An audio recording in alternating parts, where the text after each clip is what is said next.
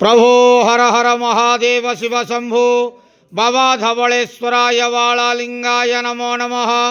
दीपं यदि परं ब्रह्म दीपं यदि जनार्दनः दीपाहरतु मे पापो पूजा दीप नमस्तुते।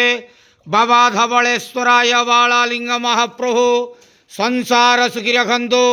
आज इंग्राजी नववर्षर द्वितीय दिन रे शुभ शुक्रवार रे समस्त श्रद्धालु भक्त मानक आश्रीपद करंतु, मनस्कामना पूर्ण करंतु, कर्म क्षेत्र उन्नति करंतु, ग्रह इष्ट खंडन करंतु, जगतर मंगल करंतु, विश्वर कल्याण करंतु, आपणकर नाम विख्यात करंतु, सेवकर डाक श्रवण करंतु, समस्त गुआवसा भक्त मानकर मनस्कामना पूर्ण करंतु।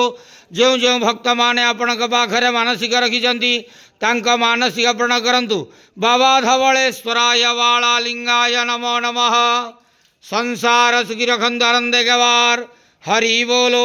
आज इंग्राजी नववर्षर द्वितीय दिन शुभ शुक्रवार रे समस्त श्रद्धालु भक्त मानक आश्रीपद करंतु, आनंद गवार हरि बोलो।